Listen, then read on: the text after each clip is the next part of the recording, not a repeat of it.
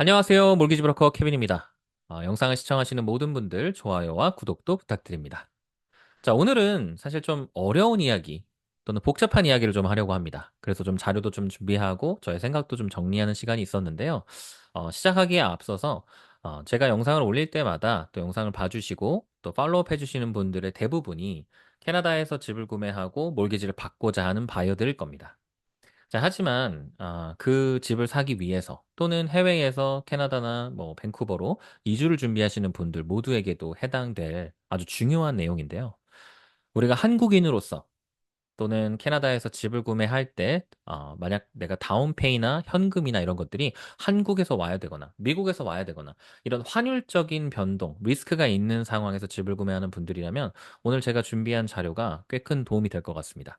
저는 개인적으로 미국 국경에 굉장히 가깝게 살고 있는데요. 그러다 보니까 사실 데일리 라이프 속에서 캐나다 달러와 미국 달러가 어떤 균형을 갖고 있고 환율이 어떻게 움직이고 있는지가 정말 큰 관심사이기도 하고요.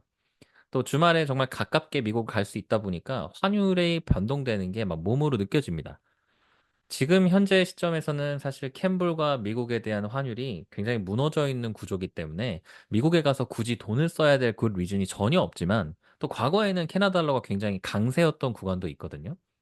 근데 이번에 한국에서 굉장히 큰 일이 있으면서 원화 대비 해외에 있는 달러 비율들, 환율들이 굉장히 무너졌죠. 오늘 이것들에 대한 좀 이야기를 나누려고 하고요. 준비된 자료 보면서 천천히 이야기 나누도록 하겠습니다. 자, 이 자료 같은 경우는 제가 이 영상을 찍기 위해서 여러 가지 생각을 정리하면서, 이거 내가 그냥 머릿속에 있는 거 얘기하는 것보다 한번 숫자로, 표로 우리가 정말 딱딱딱 찝어가면서 얘기했으면 좋겠다라고 해서 브로커에게 물어봐, 다운페이, 환율, 그리고 집 구매라는 타이틀로 준비한 저의 자료인데요.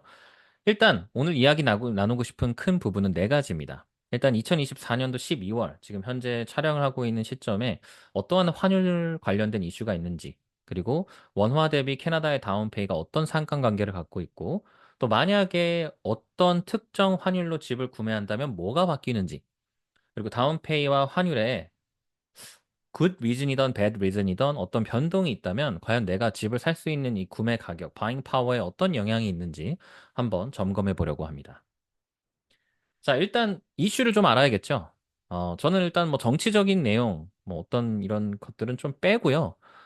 팩트로 봤을 때 지금 2024년 12월 4일 날 비상계엄이 있으면서 원화 대비 뭐 미국, 캠블 전체적으로 환율 자체가 무너져 버렸습니다. 지금 이 기사만 봐도 일단 후폭풍에 의해서 2년 만에 최고치의 환율을 보여주고 있고 미국 달러 기준이긴 하지만 1,410원대로 올라갔다. 그리고 뭐 야간 거래는 1,442원이라고 했지만 1불당 1,400원의 이 미화 이런 것들을 보는 게 제가 경제 생활을 하면서 처음 봅니다. 뭐 IMF나 이럴 때는 사실 제가 학생 때였기 때문에 제가 체감은 못했지만 이런 환율이 나온다는 거 정말 놀라운 상황인 것 같은데요. 다른 기사도 한번 봤을 때는 정말 거센 후폭풍이 있고 환율도 비상인데 지금 1,400에서 1,410원대로 올라섰다라는 동일한 이야기가 나옵니다. 아마 이런 뉴스에 대해서 이미 많은 미디어에서 커버를 했기 때문에 다른 것들은 빼지만 이 환율이 우리 홈 바이어들, 몰기지 받는 사람들한테 어떤 영향을 주는지 한번 보겠습니다. 자, 2024년 12월 4일 기준 지금 현재 US 달러 1불을 사기 위해서는 원화 기준으로 1,412원이 필요한데요. 우리 이제 캐나다에 있는 집을 살 거니까 캐나다 달러 1불 같은 경우는 1,004원 정도의 가치를 갖고 있습니다. 기본적으로 한국의 1억 원을 캐나다 달러로 바꿔보면 10만 불 조금 안 되는 99,564.902 찍히게 되고요. 2억 원은 또 20만 불이 안 되는 19만 9천 불, 그리고 3억 원은 30만 불이 안 되는 29만 8천 불이지만 우리 좀 간단하게 1억 원을 10만 불, 2억 원을 20만 불, 3억 원을 30만 불로 한번 생각하면서 비교를 해보도록 하겠습니다. 그리고 개인적인 좀 사견을 곁들자면 캐나다 달러 1불 대 1,000원도 굉장히 높은 수치인 것 같아요. 제가 가장 최근에 한국 돈을 캐나다 돈으로 바꿨을 때 당시가 900원이었는데 900원도 환율이 높다라는 생각을 느끼면서 네, 원화를 바꿨던 기억이 있습니다. 1,000원이라면 굉장히 높고요. 또 캠블당 US도 엄청 무너져 있기 때문에 지금 경제 포커스, 환율의 포커스는 당연히 최강국인 미국에 포커스 될 수밖에 없다 보니까 미국에서 돈을 벌어서 다른 나라에서 쓰는 게 너무나도 좋은 상황. 그럼 반대로 생각하면 캐나다나 한국에서 돈을 모아서 미국에 가서 돈을 쓰거나 또는 반대로 한국에서 돈을 모아서 캐나다에 부동산 사는 게 얼마나 부담스러워졌는지가 정확하게 수치로 나올 겁니다. 자, 다음 슬라이드 같은 경우는 자, 만약에 지금 우리가 캐나다 달러 1불당 1,004원 정도인데 이게 만약 한국 돈 950원이었다면 얼마 정도의 가치가 있는가를 제가 한번 계산해 봤는데요. 원화 대비 캐나다 달러를 비교했을 때는 1억 원으로 바꾸면 한 10만에서 5천 불 정도 더, 2억 원 바꾸면 21만 불, 3억 원을 바꾸면 31만 5천 불인데 여기에 차액을 계산했을 때 1억 원당 대략 5,700불 정도의 환차액 손해와 이득을 볼 수 있는 구간입니다. 자, 그럼 한국 돈 950원이니까 지금이랑 환율 차이가 50원 정도 나면 이 정도의 금전적 차이가 벌써 나버리는 거죠. 그러니까 환율 손해를 본다는 건 내가 갖고 있는 이 금융 자산 가치가 떨어진다는 거니까 너무 아까운 상황인 것 같은데, 자, 900원대로 돌려본다면 이 차이는 더 커집니다. 자, 1억 원 대비 숫자가 재밌게 111,111로 나오니까 계산하기 참 쉽네요. 이렇게 되다 보면 환율과 차액으로 계산했으면 아까 950원보다 더 큰 차이가 당연히 날 거고요. 자, 그리고 이거를 850원으로 돌려본다면, 그리고 850원이라는 구간이 물론 올라갔다 내려갔다라고 하지만 근 3년, 4년 동안의 캐나다와 한국 달러의 평균치가 850에서 880 사이입니다. 물론 뭐 올랐을 때도 있고 내렸을 때도 있지만 특정 구간을 제외하고 평균선을 잡았을 때는 이 정도니까요. 만약에 850원이었을 때 같은 원화 1억 원을 바꾼다면 캐나다 달러로 더 받을 수 있는 금액이 18,000불에 달합니다. 자, 그러면 단순히 캐나다 달러를 내가 늦게 또는 환율이 높았는 구간에 이걸 바꿨기 때문에 18,000불만 손해보면 다냐? 사실 거기서 끝나지 않습니다. 그리고 아마 더 큰 문제가 여기에서 발생할 건데요. 자, 그래서 다운페이가 중요한가요? 내가 현금을 빨리 바꾸는 게 중요한가요? 라는 질문에는 제가 이렇게 세 가지 답변을 드릴 수 있을 것 같은데요. 첫 번째로는 환율 때문에 변동된 다운페이 금액이 있다면 내가 구매할 수 있는 집의 맥스 버짓도 변동됩니다. 자, 요거는 제가 그다음부터 조금 더 디테일하게 보고요. 그리고 기본적으로 부동산을 구매하기 위해서는 내가 금액에 따라서 조금씩은 다르지만 대부분의 사람들은 20% 다운페이를 원하는데 사실 여기에서 추가로 1.5에서 3% 클로징 커스트가 발생하기 때문에 이 커스트를 포함해서 다운페이를 확보해야 됩니다. 그럼 아까 환율 차이 때문에 뭐 18,000불, 2만 불 이렇게 차이가 나버리면 클로징 커스트가 확실히 커버될 수 있는 금액인데 갑자기 이걸 또 구해야 되는 상황이 될 수도 있다는 거죠. 자, 그리고 세 번째 같은 경우는 슬라이딩 스케일에 의해서 캐나다에서 1.5밀리언 이상의 집을 구매하게 되면 사실 20%보다 더 많이 필요한데 환율의 차액 때문에 겨우 20%를 하거나 20%보다 못하게 되면 몰기지 자체를 받을 수 없는 상황도 일어납니다. 자, 그러면 현실적으로 버짓이 얼마나 바뀌는지 한번 보겠습니다. 자, 20% 다운페이를 하고 80% 몰기지를 받고 그런 상황이면 맥스 버짓은 얼마냐를 한번 계산했을 때, 자, 다운페이를 한국 돈 1억 원으로 계산해 볼게요. 자, 만약 지금 현재 시점에 다운페이 한국 돈 1억 원을 캔블로 바꾸면 10만 불 조금 안 되는 99,564불 90을 받을 수 있는데요. 이 돈을 가지고 20% 다운페이를 하고 80% 몰게지를 받으면 내가 살 수 있는 맥시멈 집의 가격은 49만 7,825불로 50만 불보다 조금 언더로 집을 구매해야 됩니다. 자, 하지만 만약에 내가 950원 또는 900원, 850원 구간에 환전을 했고 환율을 방어했다면 가져올 수 있는 다운페이가 더 많아지기 때문에 이 다운페이가 늘어난 것보다 내가 현실적으로 20%다 할 수 있고 80% 몰기지만 받을 수 있다면 내가 살 수 있는 집의 가격은 더 많이 늘어나게 됩니다. 자, 보시면 950원대 가져왔다면 나의 맥스, 그러니까 내가 할 수 있는 다운페이는 10만 5천 불로 늘어나고요. 그것 때문에 늘어나는 이 버짓은 52만 6천 불로 대략 2만 8,491불 더 비싼, 더 좋은 집을 살 수 있습니다. 자, 물론 이게 지금 원베드 콘도 기준으로 50만 불 언저리에, 그러니까 집을 살 수 있다 없다가 결정될 수 있는 중요한 레인지 안에 있기 때문에 사실 950원이나 1,004원 그닥 차이는 없지만 만약 이게 850원대였다. 조금 더 내려갔다면 실제 할 수 있는 버짓과 거의 5만 불, 9만 불 큰 차이가 나는 거죠. 그리고 사실 이 정도의 버짓 차이, 그러니까 49만 7천 불과 58만 8천 불의 차이면 원베드와 원 플러스 10 또는 지역에 따라서 투베드도 살 수 있는 좋은 버짓일 겁니다. 그럼 first time home buyer들 입장에서는 사실 1억 원이라는 돈을 모으기도 어려운데 환율 때문에 손해 보지 않고 더 빠른 시점이나 더 좋았던 시점에 분할해서 가져올 수만 있었다면 내가 살 수 있는 집에 대한 버짓도 늘어난다는 거죠. 물론 다운페이를 하고 또 나머지 80% 몰기지를 받을 수 있는 인컴이 있다라는 전제 조건이지만 사실 이 정도 차액의 인컴 차액은 5천 불 미만입니다. 그럼 내가 5천 불의 인컴만 더 번다면 그리고 다운페이만 조금 더 빨리 가져갈 수 있었다면 이 정도의 차액을 뛰어넘으면서 집을 구매할 수 있을 거고 아쉽게도 내가 놓쳐야 되는 버짓들을 잡을 수 있는 좋은 집이 있다면 그걸 잡을 수 있는 하나의 방법이 됐었을 겁니다. 두 번째 자료 같은 경우는 우리가 조금 더 스케일을 키워서 한국 돈 다운페이를 2억 원을 가져올 수 있다라고 한다면 현재 시점에서는 2억 원이 20만 불 조금 안 되는 금액인데요. 20만 불 조금 안 되기 때문에 1밀리언 기준으로 20% 다운페이를 조금 못하죠. 그러다 보니 집 가격은 99만 5,649불이 됩니다. 물론 1밀리언에 가까운 수치기도 하고 이 금액 정도면 3베드 타운홈은 충분히 살 수 있지만 문제는 이걸 사고 나서 남는 클로징 커스트라든지 여윳돈이 전혀 없는 상황이 될 건데 만약에 내가 환율을 조금 더 일찍 적용받아서 돈을 가져온다면 21만 불, 22만 2천 불, 23만 5천 불로 더 많은 여윳돈을 갖고 있을 수 있지만 또 80% 몰기지만 나온다면 집도 더 비싼 가격으로 1.05, 1.1, 1.178까지도 충분히 살 수 있는 버짓이 된다는 거죠. 여기서부터 좀 미닝풀한 차이가 많이 나는 것 같아요.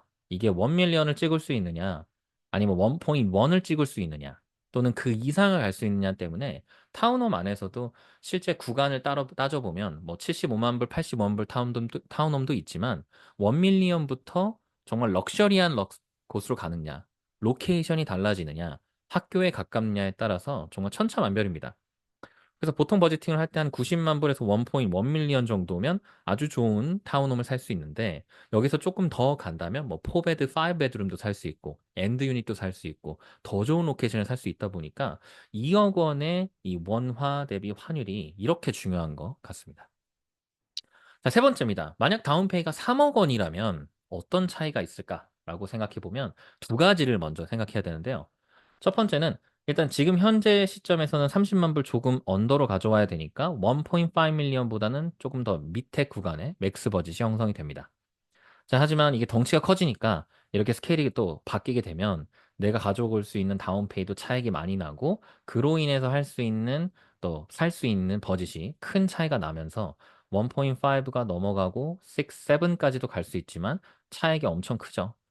물론 내가 살 수 있는 바잉 파워는 또 몰기지에 큰 영향이 주니까 이게 절대값은 아니지만 지금 여기서 하나 더 생각해야 되는 건 대부분의 캐나다의 은행들은 1.5밀리언을 기준으로 슬라이딩 스케일이라고 하는 룰을 적용합니다. 이걸 좀 쉽게 얘기하면 1.5밀리언까지는 미니멈 다운페이가 20%인데요. 그 이상의 집을 사게 될 때, 뭐 1.7이나 8을 사게 되면 그 1.5까지는 20%로 30만 불이 미니멈 다운페이는 맞는데 exceed amount만큼 50%나 60%, 때로는 75%까지 다운페이를 해야 되는 슬라이딩 스케일이 적용이 됩니다. 더 쉽게 얘기하면 현금이 더 많이 필요하다는 건데 내가 1.5밀리언을 사기 위해서 30만 불 다운페이를 딱 준비했다면 사실 환율이 지금보다 올라가지만 않으면 집을 살 수는 있죠. 자, 하지만 내가 생각했던 집이 2밀리언이고 2밀리언에 20% 다운페이를 준비하기 위해서 원화를 모았는데 환율 때문에 이게 20%가 안 되거나 슬라이딩 스케일을 못 들어간다면 다운페이를 할 수가 없습니다. 자, 그러면 몰기지를 더 받으면 되는 거 아닌가요? 안 됩니다. 슬라이딩 스케일이 적용되는 순간 이미 몰기지는 맥스가 차 있습니다. 내가 받을 수 있는 몰기지는 맥스로 리밋이 걸리기 때문에 여기서부터는 현금을 더 모아와야 되는데 당연히 이렇게 환율이 불리한 구간에서 현금을 더 가져온다는 건 원화를 더 많이 써야 된다는 거니까 손해가 더 커질 수밖에 없겠죠. 자, 그래서 영상을 좀 정리해 보자면 캐나다에서 집 구매를 준비하고 계시고 다운페이가 환율에 영향을 받는 상황이라면 첫 번째로는 충분한 시간을 두고 분할로 미리미리 환전과 송금을 준비해야 됩니다. 이게 참 어려워요. 일단 캐나다에서 언제 집을 살지 모르고요. 또는 영주권을 기다리시거나 시민권을 기다리고 있는 분들은 한국에서 또 송금을 가져오는 것도 어렵습니다. 환전하는 것도 어려워요. 물론 이런 여러 가지 현실적인 상황이 있기 때문에 가져올 수 없는 부분도 있지만 캐나다에서의 삶이 정말 세틀 다운 되고 내가 집을 살 만큼 안정적인가도 또 중요한 것 같습니다. 하지만 이런 부분들을 미리 알고, 아, 경제적으로 이렇게 달라질 수 있구나를 미리 알고 준비하는 건 너무 중요할 것 같고요. 또 한국에서도 미리 환전을 해놓고 송금만 안 보내놓고 환율 방어만 해주는 방법도 있기 때문에 이 부분들은 좀 먼저 공부하시면 너무 좋을 것 같고요. 그리고 두 번째는 좀 원론적인 이야기이긴 하지만 이 경제 구조와 규모를 보면 한국에 있는 원화 대비 미국과 캐나다의 환율에 대한 이 얘네들과의 이 원화 대비 달러의 균형이 어디까지 갈 수 있을까? 참 빠른 판단이 필요할 것 같습니다. 지금 현재 이제 이 세계 경제가 돌아가고 있는 거 보면 정말 빠른 속도로 움직이고 있고 어떻게 보면 인력과 이 리소스들이 한쪽으로 몰리는 구간이 보입니다. 그러니까 더 뛰어난 사람에게 더 많은 것들이 몰릴 수 있는 또 그런 게 법적으로 허용이 되고 여러 가지 루트들이 이제 눌리기 때문에 제 생각에는 한국에서 그냥 사는 사람도 이제는 마음만 먹으면 어디든 세계 어디든 투자하는 것도 가능하고 뭐 가상화폐라든지 여러 가지 액세스할 수 있는 방향들이 너무 많아진 거죠.